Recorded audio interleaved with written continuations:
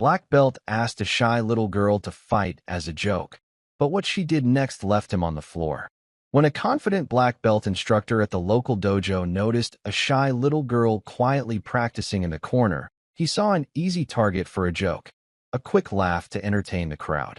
What started as a careless challenge to humiliate her soon became a moment no one there would ever forget. Because beneath her quiet demeanor and small frame was a legacy forged in silence, discipline, and untold sacrifice.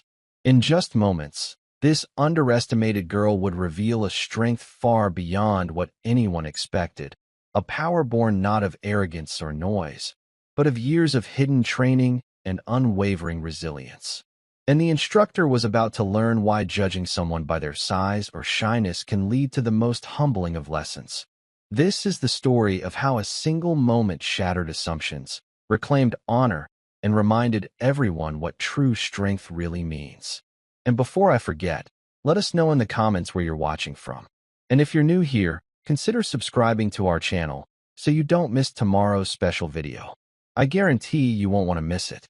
The hum of fluorescent lights filled the gym like a low, constant whisper. It was Saturday morning at Lions Martial Arts Academy, and the mats were crowded. Parents lined the benches, clutching water bottles and phones. The air smelled of rubber soles and tiger balm. At the far end of the mat, behind a rack of worn gloves and shin guards, sat a small girl no older than 10. She didn't speak, didn't shift in her seat, just watched.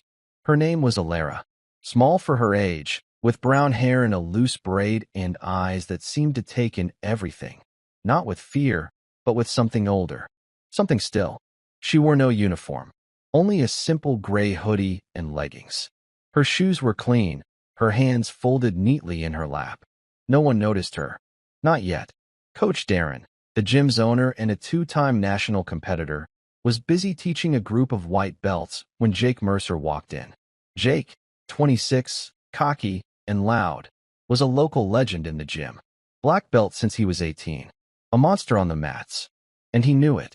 He slapped hands with Coach Darren, dropped his bag beside the ring, and scanned the room for someone worth his time. And then he saw her. "Hey," Jake called out, his voice rising above the chatter. "Who brought their little sister to class?" A few heads turned. Parents smiled awkwardly. One of the boys snorted. Coach Darren shot him a look, but said nothing. He knew Jake. Knew he needed to burn out his ego before he could listen. Jake sauntered over. Towered over Alara. "You training, kid? Or just here for the free Wi-Fi?" Alara looked up, blinked once, then looked away. Jake grinned at the silence, mistaking it for shyness. "Tell you what," he said, clapping his hands. "I'll make it interesting. One light round. Me and her. I'll go easy." A murmur rippled through the gym. Coach Darren hesitated. "Jake, it's a joke, coach. Come on. It'll be fun." And that word, joke, echoed. Alara stood. Not fast, not defiant, just quiet and deliberate. She stepped onto the mat without saying a word. No warm-up, no gloves, just barefoot steps and absolute calm. Jake raised an eyebrow. "All right, princess, let's see what you got." From the corner, an older man in uniform, quiet, unnoticed until now, looked up from the bleachers. He wasn't clapping, wasn't smiling. He just watched her, like someone seeing a ghost. In his hand, half obscured by a folded jacket, was an old Navy SEAL trident patch. And next to it, a photo, worn, faded, of a woman in full combat gear, with a child on her shoulders, smiling, braid in the wind. The same eyes, the same stillness. The man didn't say a word. He just folded the photo back into his jacket pocket and waited. Jake Mercer stretched his neck with a theatrical roll, tapping his fists against his hips like he was loosening up for a real fight. The parents chuckled nervously. The kids watched with wide eyes. But Alara? She didn't even blink. She stood on the center mat, bare feet pressed into the foam like they belonged there. Her arms hung loosely at her sides. Chin lowered. Eyes focused somewhere just past Jake's chest. Not scared, not eager. Just ready. Coach Darren raised a hand. 1 minute. Light contact only. Respect the mat. Always do, coach, Jake said with a smirk. He didn't bow. Alara did. The timer beeped. Jake stepped in fast, tossing out a lazy jab, just enough to test distance. She didn't move. Another jab, faster this time. Still no reaction. Jake grinned wider. Come on, kid. Blink at least. He threw a playful front kick aimed a foot short of her knee, but she stepped around it so precisely, so cleanly, it looked choreographed. Then she was behind him. He spun. No smirk this time. Coach Darren's brow furrowed. Jake threw a real jab now. Sharp, clean, just enough to sting. But Alara parried it. Not with force. With angle. Like she'd done it 1,000 times. The room quieted. Some of the parents leaned forward. Jake advanced again, a low roundhouse for her leg. But she shifted her weight, let it pass, and tapped his exposed calf with the side of her foot. Not hard. Just enough to say, I could have swept you. Jake's pride prickled. You've been watching YouTube, huh? He said, voice tight. He feinted, then shot in fast, too fast for a kid to read. Hands up, a flash of black belt speed. But Alara dropped her weight, rotated, and locked his wrist mid-strike. It wasn't flashy. It wasn't brute strength. It was perfect form. Jake froze. One more ounce of pressure, and his elbow would have popped. Alara released him. Calm. No flare. Just backed away, hands open again. The timer beeped. Silence. Coach Darren didn't call anything. He just stared. Jake backed up, face red, trying to laugh it off. Lucky grab. But the gym wasn't laughing. Someone from the bleachers whispered, She doesn't flinch. At the far end, the old man, still silent, still watching, slowly placed the folded seal patch beside him on the bench. Next to it, a set of miniature dog tags on a chain. They didn't belong to him. They were too small, too light. Coach Darren crossed the mat and crouched beside Alara. He didn't speak right away. Where did you learn that wrist control? He asked gently. Alara glanced past him, to the man in the bleachers, then down at the mat. Home, she said. It was the first word she'd spoken since arriving, and it weighed more than anything Jake had thrown all morning. The gym emptied slowly after class, but the quiet buzz lingered like aftershock. Parents whispered near the door.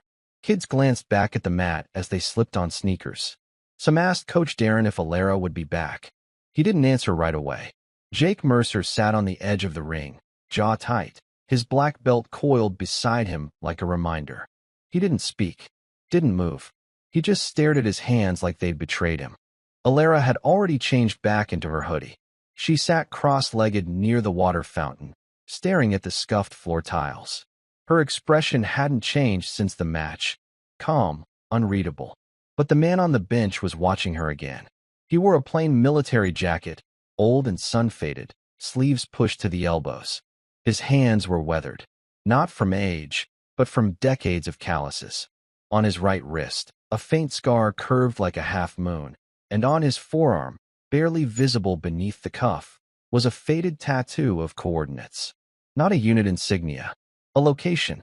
He stood slowly, picked up the trident patch and the tiny dog tags, and walked to the front desk. Coach Darren looked up. You her grandfather? The man shook his head once. No, sir. Uncle? Guardian? Still nothing. He looked back at Alara, then placed the folded patch on the desk. Her mother was Valkyrie 6. Darren blinked. The name hit like static in the air. The rescue operative? From Bagram. The man gave a single nod. That Valkyrie? I buried her. Silence. Outside the window, a truck passed, spraying rain from the pavement. Inside, the air felt heavy. She left the girl with me. The man continued. Said not to train her. Said to give her a normal life. Coach Darren swallowed. And you didn't? I did. For 8 years. His eyes never left Alara. But she remembered things I never taught her. Coach lowered his voice. That control, her angles. She wasn't guessing. She wasn't. Alara stood up, as if she sensed they were talking about her. Her braid had loosened, strands of hair clinging to her cheek. She didn't walk over, just stood there, hands in her hoodie pocket, waiting. Jake finally stood too, his pride still caught between confusion and bruised ego. She's not normal. The man looked at him, not unkindly, but with weight. No, he said. She isn't. Jake frowned. What was that move? That lock. The man glanced at Alara. Modified C-clamp. Valkyrie taught it to NATO rescue medics in '09. She was 8 months pregnant when she demoed it. Jake looked away. Coach Darren turned toward Alara, voice soft now. Does she want to train here? The old man didn't answer. Instead, Alara took a single step forward. I want to finish what she started, she said quietly. But not for revenge. Darren nodded slowly. Then we'll train you, he said. Properly. She didn't smile, but her eyes flicked toward the trident patch on the counter. She reached out, not to take it, just to straighten it, then turned back toward the mat. The gym was empty now. The mats had been cleaned. The chatter had faded, but a different kind of training had begun. Coach Darren stood at the edge, arms crossed, as Alara moved through footwork drills alone, deliberate, methodical. No music, no noise, just the soft tap-thump of bare feet on foam and the rustle of her sleeves with each pivot. He wasn't giving her compliments. She didn't need them. From the office window above the floor, the old man watched. His name wasn't known to most, just Mr. Hale on the emergency contact form. But those who had served knew the name in whispers. He had once been a breacher, recon, the kind of man who never wrote books, never gave speeches, and never stood in photographs. He watched Alara move with the same quiet focus her mother had carried in the field. Not aggressive, not hesitant, just precise. After 20 minutes, Darren stepped onto the mat with her. Let's try three-point evasion. You remember the steps? She nodded once. Good. But this time, I'll be a little faster. He lunged in. Not full speed, not yet. Just enough to test her reactions. Alara slipped past him, shoulder low, and tapped his back with her palm. Good, he said. Now again. They reset. He lunged harder. Again, she glided off the line, slipping through space like she could see the strike before it happened. But this time, she didn't touch his back. She paused, hands up, checking his distance, gauging response. Darren stopped. Why'd you hesitate? You leaned into your left leg, she said. It wasn't committed. He stared at her. Not annoyed, impressed. She reads weight shifts like a sniper reads wind, Mr. Hale said from the mezzanine, barely audible. Darren turned. She ever seen combat? No, Hale said. But she's watched it. A silence settled. She was 5 when her mother died. Hale added. Didn't cry.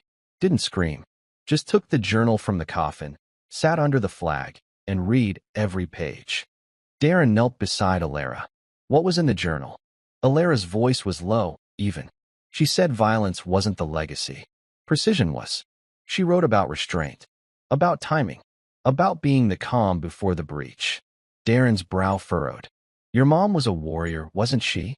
Alara looked up, eyes steady. She was peace where war happened.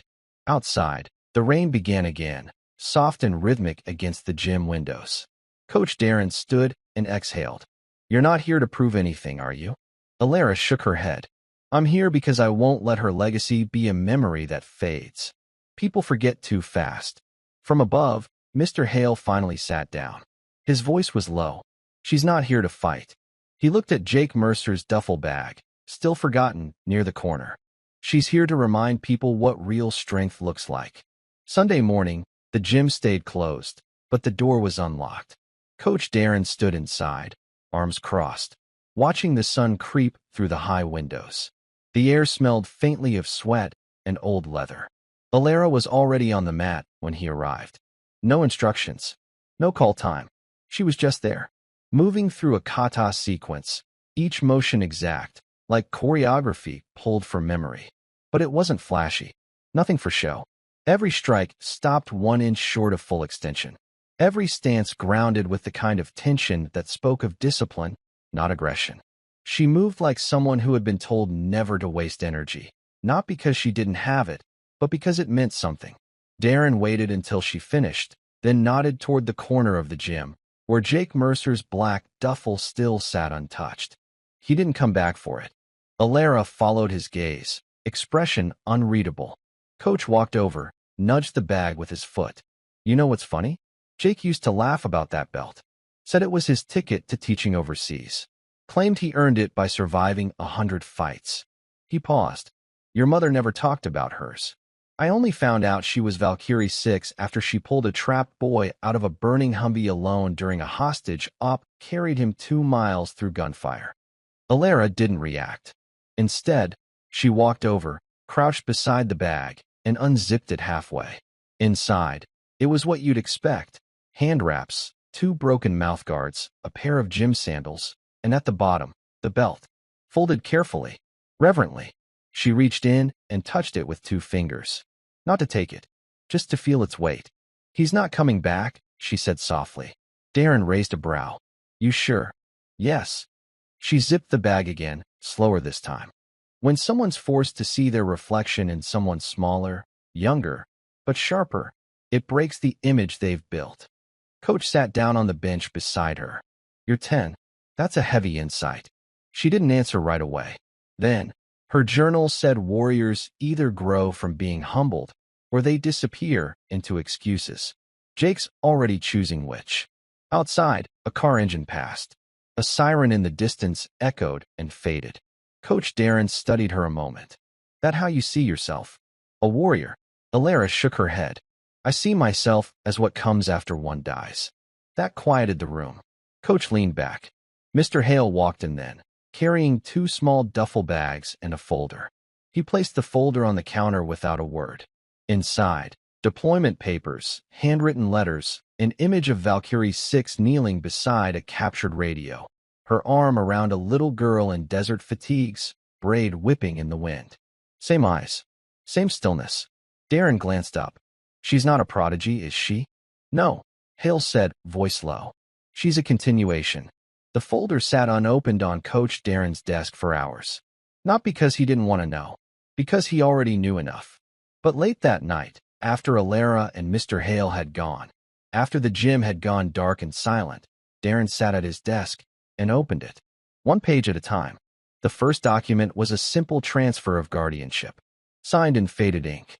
The name at the top, Commander Mara Kessler, known in the field as Valkyrie 6. Beside her signature, a red thumbprint from a burn-scarred hand. The next was a sealed mission report. Redacted, lines blacked out with ink so thick the paper felt warped. Only the operation name remained. Operation Thornfire / Night Evac 03. Bagram AO, hostile perimeter breach. Casualties, 8. Survivors, 1 operative, 1 child. Below it, a single handwritten note. "Alara doesn't need to know what I did. Just teach her to breathe through the chaos." Coach sat back, eyes stinging for reasons he didn't voice. There was a photo, creased at the corners, of a woman standing in profile beside a burnt-out convoy, her hand resting protectively on the head of a tiny child with the same eyes Alara wore today. In the background, smoke. The American flag tattered and hanging low on a bent pole. Coach placed the photo down carefully, then turned to the final page. It was a journal entry. Not from Mara Kessler. From Hale. "She's not like Mara. She doesn't talk in storms. She watches. I tried to keep her away from the discipline. Locked up the mats. Hid the dog tags. Never spoke about tridents or deployments.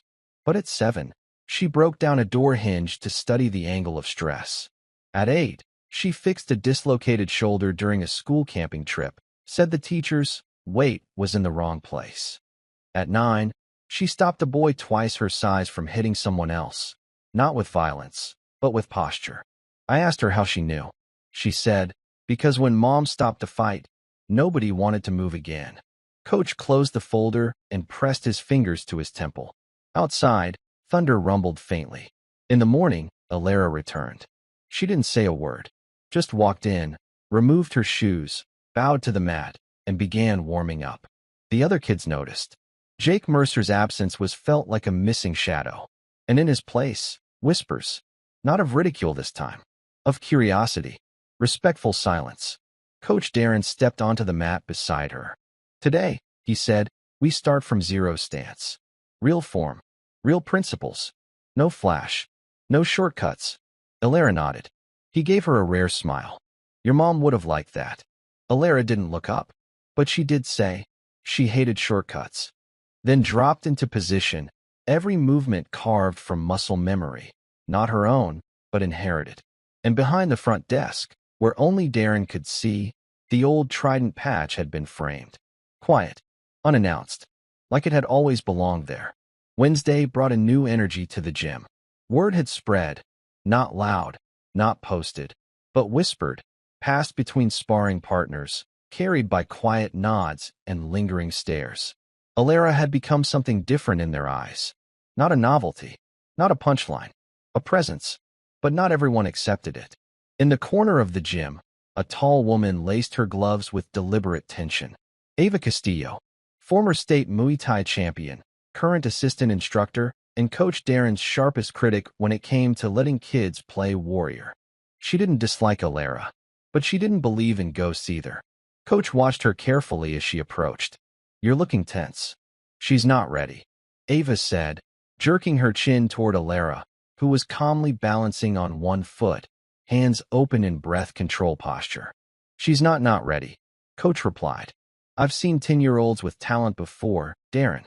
It doesn't make them veterans." "She's not a veteran," he said. "She's a mirror." Ava exhaled hard. "Then let's see what she reflects." Coach said nothing. Instead, he walked onto the mat and clapped twice. The room stilled. "Alara," he called. "Up for some flow drills." She turned, nodded once. Ava stepped forward, already tapping her gloves together. "I'll go light." Coach paused. So did the gym. It wasn't meant as cruelty. Ava was disciplined. But this wasn't practice. This was measurement. Alara bowed. Ava bowed back, respectfully but tight. "Ready when you are." They squared up. First contact was minimal. Ava moved with careful rhythm, testing range, feeding predictable strikes to let Alara respond. Alara didn't bite. She didn't flinch, didn't parry early. She waited. Then, when Ava shifted her lead hip forward slightly, a mistake barely visible, Alara slipped inside the line, touched Ava's sternum with 2 fingers, and backed out again. Clean. Surgical. Ava's brows lifted. She increased pace. A front kick came in fast, but Alara didn't block it. She caught it midair and lowered Ava's leg gently, like a parent placing a child's toy back on the shelf. Gasps echoed from the wall. "She's reading me," Ava muttered. Coach Darren stepped closer. "Not reading. Tracking." Then Ava tested her with a spin elbow, too fast for a child to process. But Alara ducked, not instinctively, but by angle, like she'd calculated it in real time. She stepped back. "Breathe out once. Calm." Ava paused, sweat glistening on her brow now. She pulled off her gloves, walked over, kneeled down. "You don't need to prove anything, kid," she said quietly.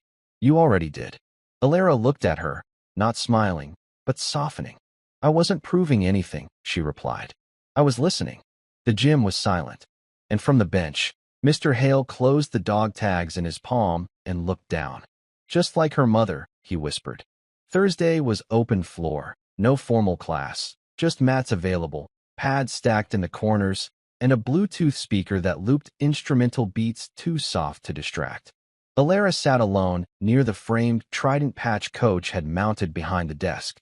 She didn't stare at it the way kids stare at trophies. She stared like someone looking through a window at something she wasn't allowed to touch. Coach Darren noticed. From across the floor, he watched her eyes, still, unmoving, trained on that folded cloth like it might breathe. "She hasn't asked about it once," he told Hale, who was nursing a black coffee in the bleachers. "She won't," Hale replied. Coach raised an eyebrow. "Why not?" "Because it wasn't hers," Hale said. Coach turned to look at the patch again. "She earned respect in this gym. That's different from earning that." There was a long pause between them. Then Hale added, "Her mother said never to let her inherit symbols. Only purpose." Coach leaned against the wall. "You think she's here chasing her mother's shadow?" "No," Hale said, quiet. "She's here to make sure it never gets erased." Across the gym, a voice called out, "Hey, little sensei. You teach privates now." It was meant to be a joke. Maybe. The speaker, Curtis Dale, 19, new to the gym. Broad frame. Loud. Big on talk, light on form. Alara looked up.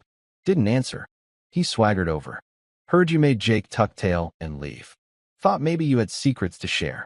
Coach Darren watched closely. Didn't step in. Curtis continued. "You a secret ninja or something?" Alara blinked once. "I listen better than most." He laughed, not kindly. "Yeah? You listen your way into black belts now." Mr. Hale stood slowly from the bleachers. Coach Darren placed a hand on his chest. Wait. Curtis clapped his hands. How about a round, huh? We go light.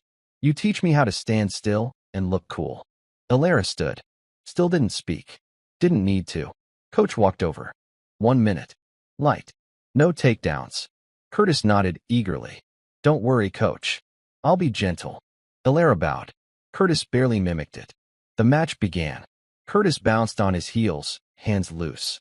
Don't blink, sensei. He threw a high jab, wild and loose. Alara didn't dodge. She stepped forward into the space and planted her foot where his center line collapsed. Curtis froze mid-punch. She didn't hit him. She didn't need to.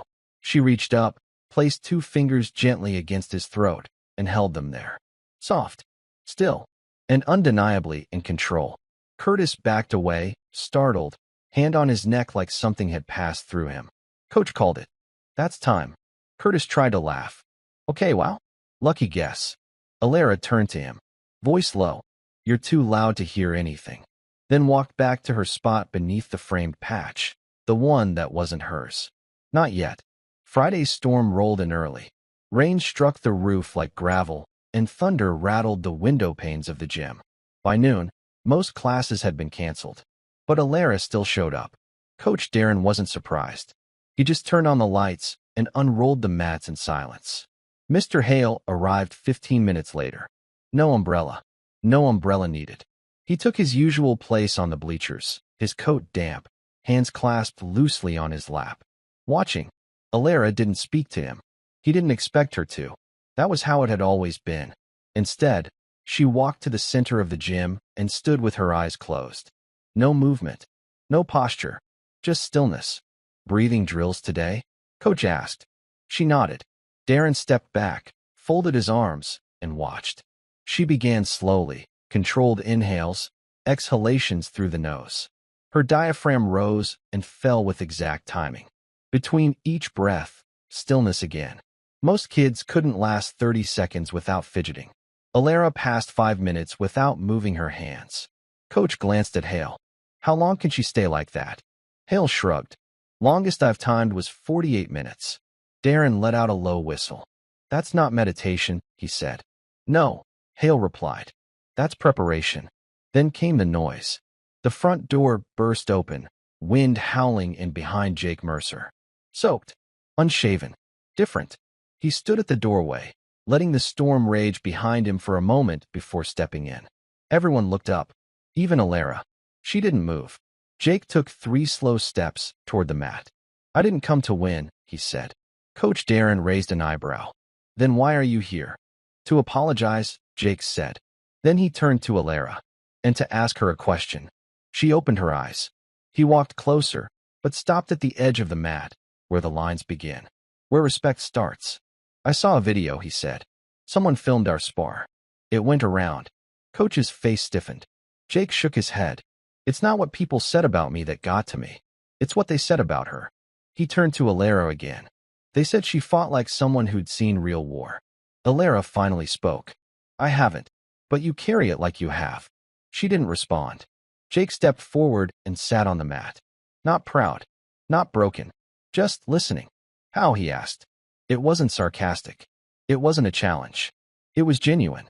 How do you stay calm when it gets loud in here? He tapped his chest. When everything goes too fast. Alara stared at him for a long time. Then she walked forward, kneeled beside him, and placed a small, weathered item in his hand. A folded paper square. Inside it, a quote, written in faded ink. The loudest fighter dies first. Breathe through the noise. You're not here to win. You're here to end it. Jake looked up. Is that from your mother? Alara shook her head. It's from her last day. The storm raged outside. But inside, Jake just breathed. And for once, he listened. The next Monday, the gym was unusually quiet. No class. No drills. Just Alara and Coach Darren moving the benches, clearing space on the mat. She was carrying her old backpack, the one with the frayed strap and burn mark near the zipper. Most never noticed. Today, Coach did. What's that patch? He asked casually. Alara didn't answer at first. She placed her bag gently on the bench and peeled open the Velcro flap to reveal it fully. A small square, midnight blue. embroidered in gold thread. 18/Nemesis. Coach Darren stepped closer, his brows pinched. That's not a school patch. No, Alara replied. It was my mother's.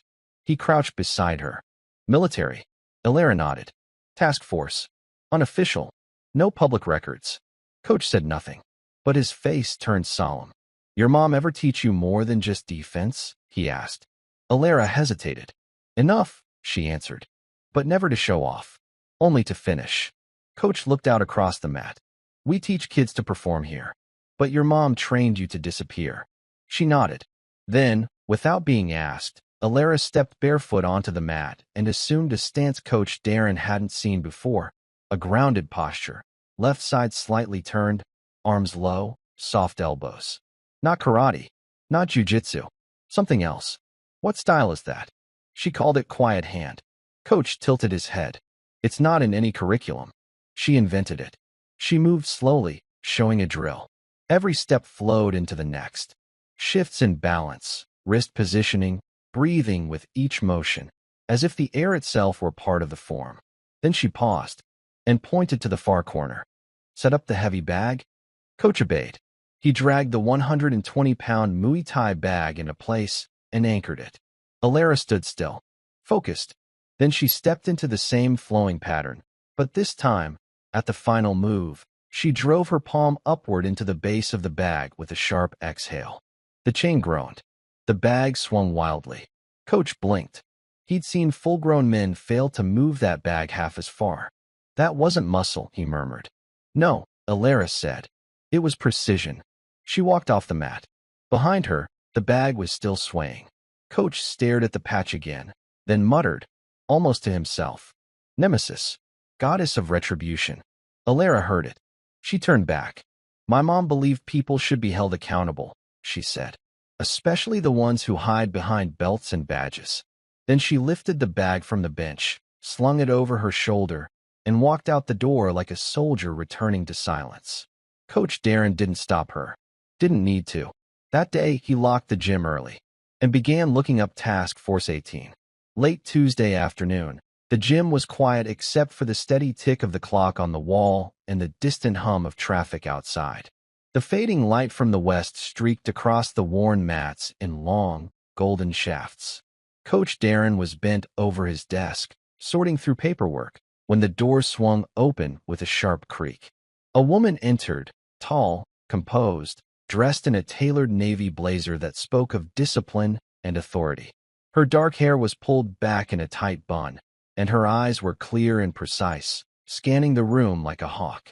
Alara, who had been stretching silently by the mat, glanced toward the doorway and then quickly averted her gaze. Her expression was unreadable, calm but guarded, like a soldier listening to an approaching threat without making a sound. The woman approached the desk without hesitation. She placed a thin, embossed folder on the polished wood. The seal of the Department of Defense gleamed faintly in the last light of day. Coach Darren. Her voice was firm but respectful. That's me, Darren answered, rising from his chair with cautious curiosity. I'm Special Agent Lillian Voss, she said, extending her hand briefly before setting it down. Department of Defense. I'm here regarding Valkyrie 6. The name hit the room like a dropped stone. Darren's breath caught. He recognized the code name immediately, a legend whispered about among elite circles, a ghost who saved countless lives in the shadows. Valkyrie 6 was more than a soldier. She was a symbol. I understand you've been training her daughter, Agent Voss continued. We need to discuss certain classified operations and concerns about family security. Alara, who had been watching silently, stepped forward. Her voice was steady and low, but laced with an unmistakable steel. You're here because of my mother. Agent Voss nodded. Yes, Valkyrie's past isn't something we can leave buried. There are threats, individuals who have not forgotten. The enemies she made, they are still active. Alara's posture straightened, eyes narrowing just slightly. That's why I train. Not just to fight, but to survive. Darren motioned toward the chairs near the wall. Please sit. They gathered in the quiet corner of the gym, the shadows growing longer as the sun dipped beneath the horizon. Agent Voss opened the folder slowly, revealing photographs, mission logs, and encrypted communications, documents that told stories of covert rescues, high-risk operations, and a sacrifice that only a few understood. Alara studied the material, her face a mask of quiet determination. She didn't flinch at the photos of explosions, burned-out vehicles, or her mother's face etched with exhaustion and resolve. Agent Voss leaned in, voice dropping to a near whisper. Your mother saved lives on and off the battlefield. But her enemies, they never stopped hunting. Alara's answer was steady, unwavering. I know. That's why I'm not just here to train. I'm here to be ready. The agent's gaze softened, almost imperceptibly. This isn't just about skills or strength. It's about awareness, patience, and knowing when to act and when to disappear. Alara met her eyes without hesitation. I don't plan on running. Darren watched the exchange quietly, sensing the weight behind every word. A legacy woven with courage and secrets, loss and unyielding duty. The room felt thick with memories, as if Valkyrie's presence lingered in the very walls. Outside, the fading sun painted the sky in streaks of amber and violet, casting long shadows that mirrored the past Alara carried with her. Agent Voss closed the folder and stood. We'll provide what support we can. But the path you've chosen, it will test you in ways you don't yet understand. Alara nodded once, resolute. Then I'll meet those tests. As the agent turned to leave, she paused by the door. Remember, strength is not just in your fists. It's in your mind, your discipline, your silence. The door clicked shut behind her. Alara exhaled slowly, the weight of the moment settling deep. Coach Darren placed a steady hand on her shoulder. You're not alone in this. She looked up, eyes clear. Never have been. The early morning light crept softly through the gym's tall windows, casting long shadows across the worn mats. Outside, a steady rain tapped rhythmically against the glass, blurring the world beyond into soft, watercolor strokes. Inside, the air was cool and still, charged with a quiet tension that seemed to hold its breath. Alara sat cross-legged on the mat near the window, her slender fingers gently tracing the worn pages of a small, battered journal. The leather cover, cracked and faded, smelled faintly of smoke and earth, remnants of a past she carried with both reverence and burden. The journal belonged to her mother, Valkyrie 6, a name whispered with awe and respect among those who knew the truth. Coach Darren leaned against the wall nearby, watching silently. The gym was empty now, but the presence of this girl filled the space more than any crowd ever had. Her movements were minimal. She didn't fidget or shift restlessly like most children. Instead, there was a calm certainty in her stillness, a gravity that pulled the room's focus toward her. She read aloud softly, her voice steady and clear. The fiercest warrior is not the one who shouts loudest or strikes hardest, but the one who carries peace within chaos. Darren stepped closer, settling beside her on the mat without breaking the moment's silence. She believed that strength without control is just destruction. Alara said, eyes never leaving the page. I can see you're learning more than just technique, Darren replied. That kind of wisdom, that balance, is what separates the best from the rest. Alara nodded slowly, closing the journal with care as if she feared breaking the fragile connection to the past. For a moment, they simply sat together, the only sound the rain's gentle percussion on the roof. Then, from the distant road outside, the faint but unmistakable rumble of an engine approached, growing steadily louder. Alara's eyes sharpened, the calm stillness melting into alertness. She rose smoothly to her feet. Coach Darren followed her gaze toward the door just as it opened, and Mr. Hale stepped inside. His coat was soaked from the downpour, his face weathered but resolute, carrying the weight of many silent battles. I have news, he said quietly, wiping rain from his brow. There's talk in old circles. The task force, the one your mother led, it's stirring again. Some of those ghosts we thought were gone are moving. Alara's lips pressed into a thin line. She closed the journal and tucked it carefully into her bag, the gesture slow but deliberate. Then we prepare, she said with quiet finality. Darren stood, feeling the gravity settle over them like a storm cloud. This was no longer just about training or proving skill. This was about legacy, about survival, about carrying forward a mission born in fire and silence. He glanced around the empty gym, the mats beneath their feet worn but steadfast, like the unyielding discipline they embodied. "The path ahead won't be easy," he said softly, "but you've already faced more than most will ever know." Alara met his gaze, eyes steady and unflinching. "I don't plan to falter." Outside, the rain intensified, thunder rolling across the sky like distant war drums. Inside, beneath the quiet roof of the gym, a storm was gathering, a storm of resilience, resolve, and the silent strength of a warrior who refused to be forgotten. The days grew shorter, the sunlight filtering through the gym's tall windows casting long, golden beams across the worn mats. The air buzzed with the rhythm of training, gloves hitting pads, sneakers scuffing the floor, soft grunts of effort and concentration. Yet beneath the noise, a quiet tension simmered, unseen but palpable. Alara moved through the space with a calm precision, each step deliberate, each breath measured. The other students watched her, not with the casual curiosity reserved for a newcomer, but with a dawning respect that lingered in their eyes and hushed their voices. Coach Darren observed from the sidelines, his gaze steady but thoughtful. The transformation wasn't just physical. It was the presence Alara carried, a silent command that made even the most confident fighters pause and reassess. But respect, he knew, wasn't freely given. It was earned, and sometimes it came through trials that cut deeper than bruises. One humid afternoon, as the late sun slanted low and painted the gym in a warm orange glow, a boy named Tommy approached her. Tommy was eager, brash. At 13, he carried a confidence born of youthful bravado and a fierce desire to prove himself. He challenged Alara to a sparring match, not out of cruelty, but to test the whispers he'd heard. Alara nodded once, serene and unshaken. She stepped onto the mat, the familiar weight of the moment settling over her shoulders. The gym fell into a hush. The match began. Tommy lunged forward with aggressive swings, his punches thrown hard and fast, fueled by teenage recklessness. He tried to overwhelm, to push Alara into a mistake. But she moved like water, flowing and yielding without breaking.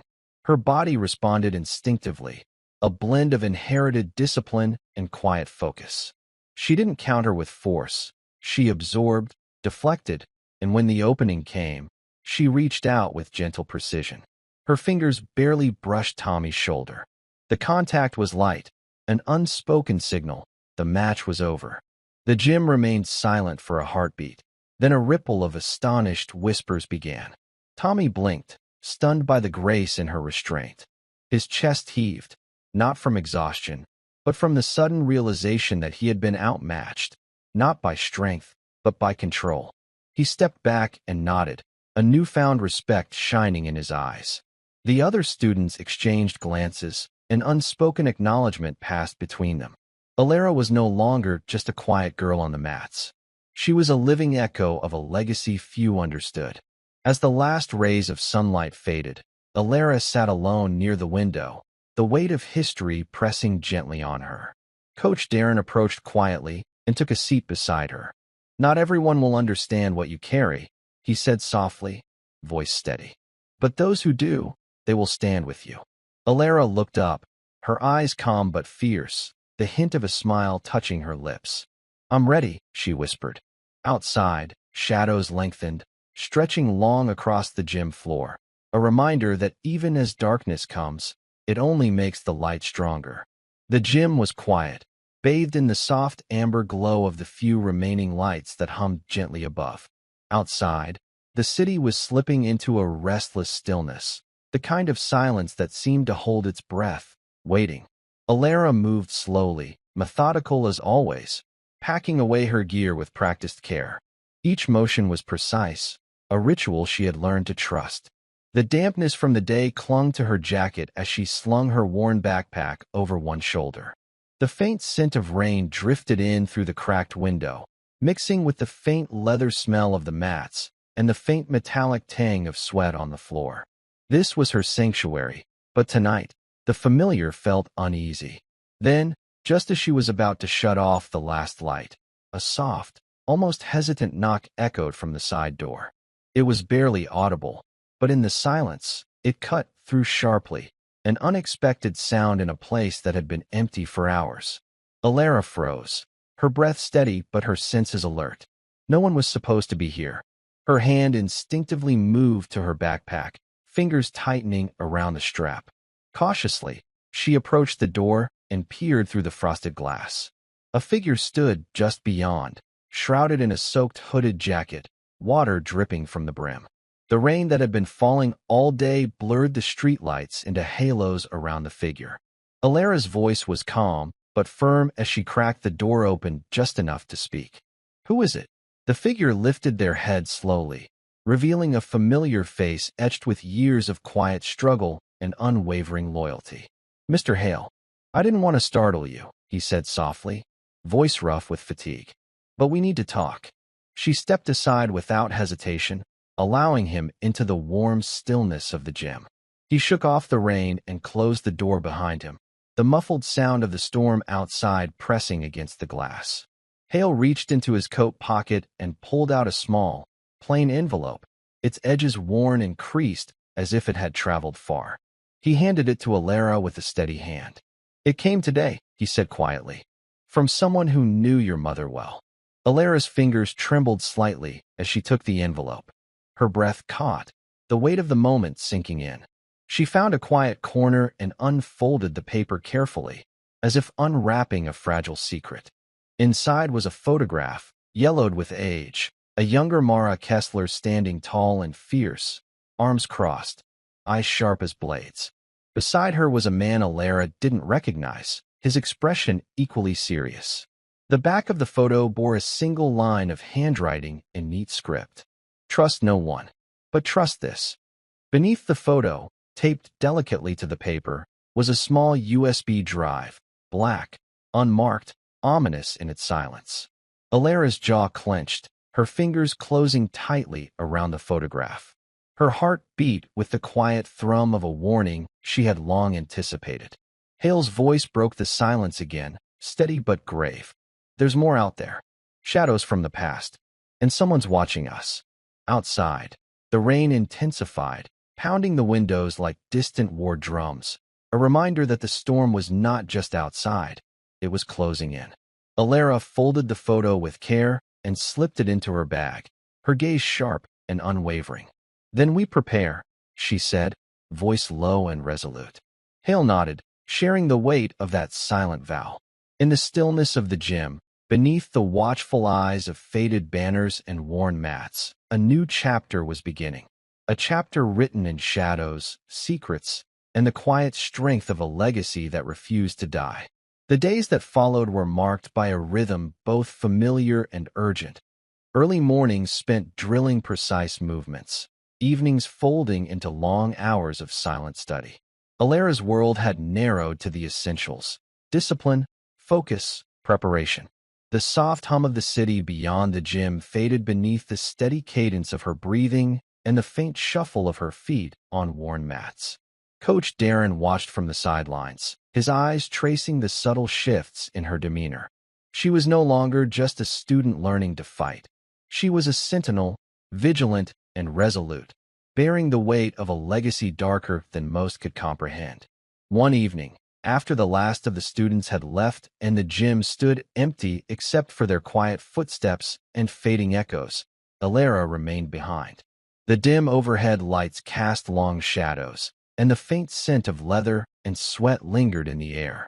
She settled cross-legged on the floor, her worn backpack beside her. Carefully, she pulled from her bag a small, encrypted tablet, an unassuming device provided by Mr. Hale, designed to safeguard the secrets she was now charged to carry. The screen flickered to life, revealing folders of files, some marked with official seals, others cryptic and coded. Alara's eyes scanned through the images and messages with an intensity that seemed to still time itself. Photographs of faces she didn't recognize, men and women who had worked alongside her mother in shadows. Surveillance footage capturing fleeting moments, blurred but significant. Maps marked with coordinates and notes written in shorthand only a few could decipher. Each file was a thread, and slowly, a web was forming, one that connected her past to an unseen present threat. The quiet was broken by a soft buzz from her phone resting beside her, a message from an unknown number. She hesitated only a moment before unlocking the screen. "We're closer than you think. Be ready." The words hung in the air like a shadow, a warning wrapped in cold certainty. Alara's fingers lingered on the screen, her breath steady but her mind racing. Behind her, footsteps echoed softly on the floor. Coach Darren approached, his presence steady and unintrusive. He sat beside her without a word, watching the glow of the tablet's screen illuminate her face. "The past is catching up," he said quietly, voice low but heavy with meaning. Alara met his gaze, eyes calm but fierce, filled with a resolve deeper than words. "Then we stand and face it," she replied simply. The gym, once a place of youthful energy and laughter, felt transformed, hallowed by memories and heavy with anticipation. The worn mats beneath them held the weight of battles past and those yet to come. Outside, the city lights flickered against the encroaching night, unaware of the storm gathering within these walls. But inside, amid the shadows and silence, Alara's quiet strength burned brighter than ever, a beacon of resilience and unwavering courage. She was no longer just a girl underestimated by those around her. She was the heir to a legacy of valor, ready to confront the unseen enemy looming ever closer. The night pressed heavily against the windows of the gym, the rain tapping in steady, relentless rhythm, a soundtrack of nature's own tension. Inside, the air was cool and thick with anticipation, illuminated only by the faint glow of the city lights filtering through the glass. Alara stood alone in the center of the mat, her silhouette calm and still, the weight of years of training and legacy folding into every breath she took. Coach Darren watched from the shadows, his figure a quiet sentinel on the sidelines. He knew this moment wasn't about triumph through force or the roar of an audience. No, this was something far deeper, a reclamation of honor and strength through presence and quiet control. The culmination of all that had come before, the lessons, the pain, the discipline, the resilience. The door creaked softly, and Mr. Hale entered without haste, nodding respectfully at Alara. Wordlessly, he approached and placed a small, worn dog tag into her outstretched hand. The edges were smoothed by time, and the metal carried the cold weight of history. Her fingers traced the engraving, a name, a date, a silent promise etched into steel. Her eyes closed briefly, and in that moment, the memories came flooding, a mother's voice, the unspoken burdens of sacrifice, the weight of legacy passed down like a torch in darkness. From the street outside, the faint sound of footsteps echoed, cautious and deliberate. The threat was closer than anyone expected. But Alara was no longer the shy girl who had once been underestimated and dismissed. She stepped forward, to the very edge of the mat, her stance grounded, every muscle coiled with readiness but at peace. The intruders entered quietly, faces shadowed, eyes searching, but as they crossed into the gym's muted light, something shifted. It was not fear, but recognition, a presence so commanding and resolute that words were rendered unnecessary. No fists were raised. No shouts were exchanged. Only silence, thick, electric, and unbreakable. One by one, the figures hesitated, then withdrew, defeated not by violence, but by the undeniable force of a warrior's silent will. The night's storm began to subside, the rain softening to a gentle drizzle as dawn painted pale light across the sky. Alara remained on the mat, standing tall and unwavering, the first soft rays outlining her figure like a halo. Coach Darren rose and approached, the rarest of smiles touching his lips, one of respect, pride, and quiet awe. "You did more than defend yourself," he said softly, voice thick with meaning. "You reminded everyone what true strength looks like." Alara's lips curved in a faint, knowing smile. No words were needed, her presence said it all. Some victories are silent, fought in shadows and solitude. But their echoes last forever, carried in the stillness where courage and honor dwell. And in that moment, the shy little girl who had once been challenged as a joke stood as a testament, not just to her own power, but to the legacy she carried, the legacy she would pass on in time. The gym grew still once more, a sanctuary where strength was not loud, but eternal. Thank you for following this story. If you enjoyed it, please subscribe and share your thoughts below. Where are you watching from? Let us know in the comments. Stay tuned for more immersive tactical stories.